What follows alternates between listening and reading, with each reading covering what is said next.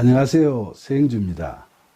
오늘은 예수님 앞에 잡혀온 가늠한 여인에 대한 이야기를 통해 예수님께서 우리의 죄에 대해 무엇을 말씀하시고 계신지 묵상해 보도록 하겠습니다. 요한복음 8장에 있는 이 이야기는 원래 요한복음에는 없었는데 후대에 와서 필사자들이 덧붙인 걸로 알려져 있죠.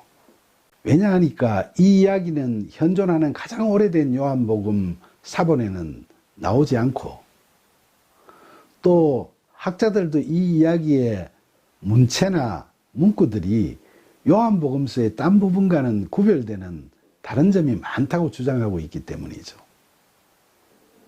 그래서 학자들은 이 이야기가 구전으로 회자되던 유명한 이야기라서 후대 필사자들이 첨가했을 거라고 주장하는 겁니다. 그렇더라도 지금 요한복음 8장에 이 이야기가 분명히 기록되어 있고, 그리고 이 이야기가 우리에게 주는 의미가 많으니까 한번 살펴보기로 하죠. 예수님께서 어느 날 이른 아침에 성전으로 나오시니까 사람들이 많이 모여들었습니다. 예수님께서 그들을 가르치고 계실 때 율법학자들과 바리새인들이 간음하다 잡힌 여인을 끌고 와서 사람들 가운데 세워놓고 예수님께, 선생님, 이 여자가 간음을 하다가 현장에서 잡혔습니다. 모세의 율법에는 이런 여자를 돌로 치라고 명하고 있는데 선생님은 어떻게 하시겠습니까? 하고 따지듯이 물었죠. 이 사람들이 이렇게 묻는 건 다 꿍꿍이 속이 있었던 거죠.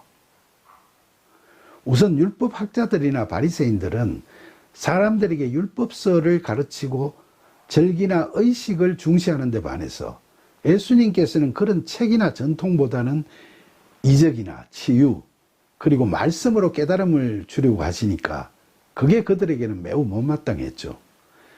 그리고 예수님은 늘 사랑을 강조하시니까 이 여인을 죽이라고 할 리가 없을 거라고 생각하고, 그럴 경우에 그걸 핑계 삼아 간음한 자는 사형에 처하는 모세 율법에 어긋난다고 예수님을 고발하려고 이런 일을 벌인 거죠. 그런데 그들의 물음에 대해 예수님께서는 곧바로 대답을 하지 않으시고 몸을 굽혀 손가락으로 땅에 무엇인가를 쓰기 시작하셨죠. 그러자 율법학자들과 바리새인들은 딴짓하지 마시고 어서 말씀해 보시라고 막 다그쳤죠. 사실 모세의 율법인 레위기 20장에는 간음에 대한 갖가지 사례를 들어가면서 간음한 남녀 두 사람 다 돌에 맞아 죽어야 한다고 기록되어 있는데, 오늘 요한복음에 나오는 이야기에서는 동침한 남자는 같이 붙잡혀 오지 않았죠. 이건 유대 지도자들이 율법을 내세우지만 실제로는 원래의 간음에 관한 율법을 자기들도 제대로 지키지 않고 당시 남성 중심적 사회에서 여성에게만 죄를 뒤집어 씌우는 걸로 변질시켜버린 걸 보여주고 있는 겁니다. 이처럼 유대 지도자라는 자들이 스스로도 자기들이 내세우는 율법을 제대로 지키지도 않으면서 아무 부끄럼도 없이 아우성을 치는 거죠. 그때 예수님께서 뭘 쓰시다가 일어나셔서 때뜸 유대 지도자들과 숱한 군중들을 향해 너무나도 유명한 말씀인 너희 중에 죄 없는 자가 먼저 저 여인을 돌로 치라는 말씀을 하셨습니다. 이건 간음한 여인을 잡아와서 예수님을 시험하고자 하는 유대 지도자들과 그들에게 자극을 받고서 그 여인을 죽이려고 하는 군중 심리가 발동한 일반 유대인들에게 예수님께서 남을 정죄하고 비판하기 전에 너 자신을 되돌아보라는 말씀을 하셨던 거죠. 예수님께서는 제자들에게 십계명에 있는 살인과 간음이라는 죄에 대해 설명하셨던 적이 있습니다.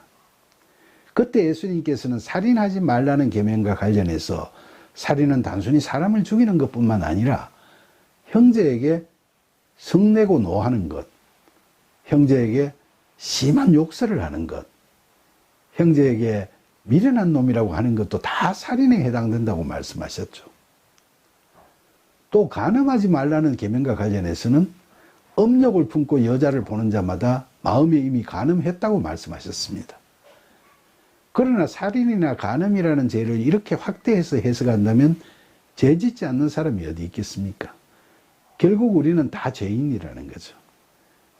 그래서 오늘 이야기에서도 예수님께서는 죄 없으면 돌로 치라고 하셨고, 그 후에 다시 몸을 굽혀서 또 무엇인가를 쓰기 시작하셨죠. 그러자 이 말씀을 듣고 양심의 가책을 느낀 사람들은 어른부터 젊은이까지 차례로 다들 돌아가 버리고 예수님과 그 여인만 남게 됐죠. 그런데 여기서 예수님께서 땅에 뭘 서시는 장면이 말씀 전후에 나오는데 그건 뭘 의미하는 걸까요? 말씀을 하실 때 시간을 벌기 위해서? 아니면 자신을 시험하는 유대 지도자들이 괘씸해서 그냥 아무렇게나 하신 걸까요?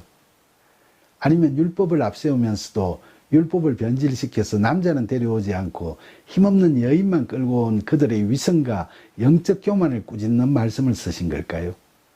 아니면 예수님께서 산상수훈에서 말씀하신 살인과 간음의 재해석을 복귀하시고 계셨던 걸까요?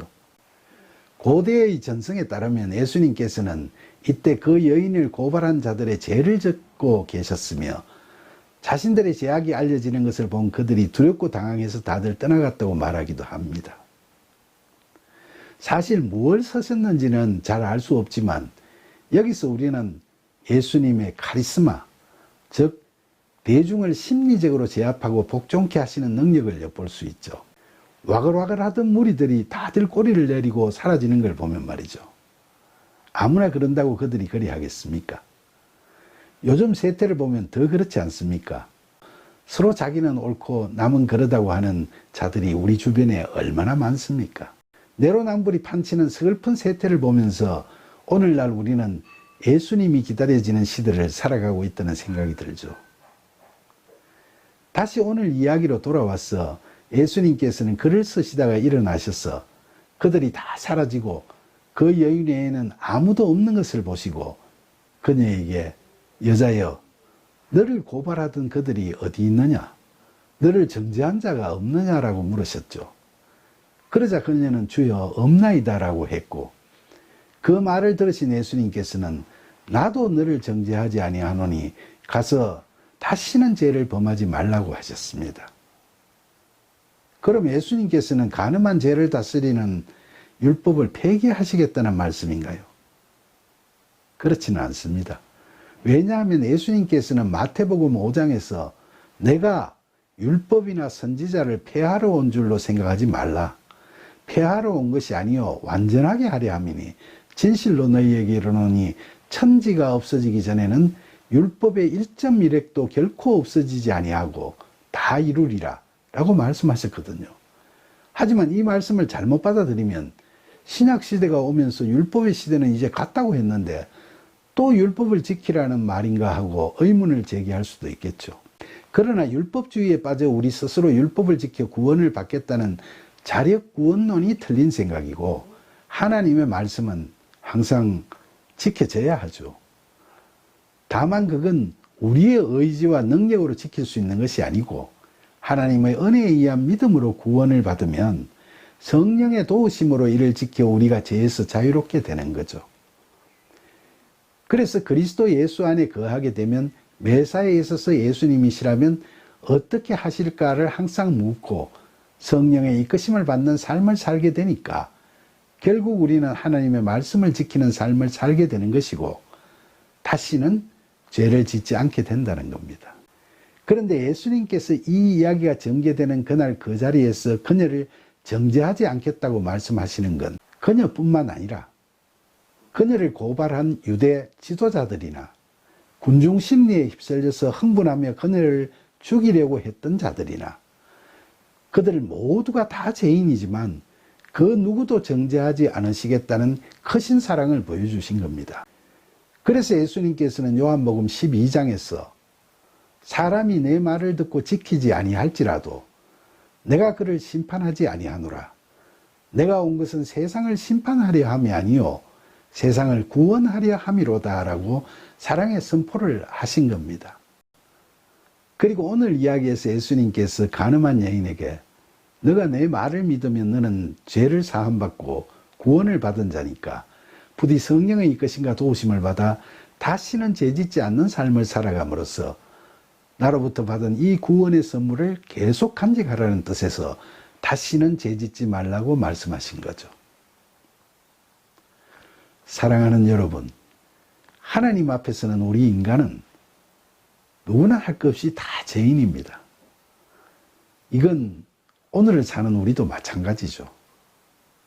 우리들도 가늠한 여인 같은 자일 수도 있고 정죄하는 유대 지도자와 같은 자일 수도 있으며 흥분하는 군중 가운데서 한 사람일 수도 있죠. 이처럼 불신앙과 영적 교만이나 무절제한 욕망에 빠져 이런저런 죄를 짓고 살아가는 연약한 죄인인 우리들에게도 예수님께서는 이 여인에게 하신 말씀과 동일한 말씀을 하십니다. 예수님께서는 우리 모두가 다 죄짓고 살아온 죄인이라는 점을 깨닫게 하시면서 너희가 비록 죄인이지만 정죄하지 않고 믿음이 있으면 의롭다고 여기겠다. 너희의 죄사함을 위해 나는 화목제물로 십자가에 매달렸다. 이 복음을 믿으면 너희는 구원을 받는다. 그리 되거든 다시는 죄의 노예가 되지 말아라. 죄에서 벗어나 자유를 얻도록 성령의 이끄심과 도우심을 구하는 기도와 간구를 항상 게을리하지 말라. 실족하지 말고 늘 은혜에 감사드리면서 성령의 인도하심에 따라 성스러운 믿음의 열매를 맺어가는 하나님의 백성된 삶을 살아라. 이런 말씀을 오늘 이야기를 통해 우리에게 해주시는 겁니다. 이제 가늠한 여인 같은 죄인인 우리를 이처럼 늘 믿음으로 구원받게 이끄시는 사랑이 많으신 예수님을 찬양하고 가늠한 여인에게 마지막으로 하신 말씀처럼 다시는 죄 짓지 않고 살아가는 저와 여러분이 되기를 간절히 원하면서 우리를 죄에서 자유롭게 하시는 예수님의 이름으로 기도드립니다. 아멘.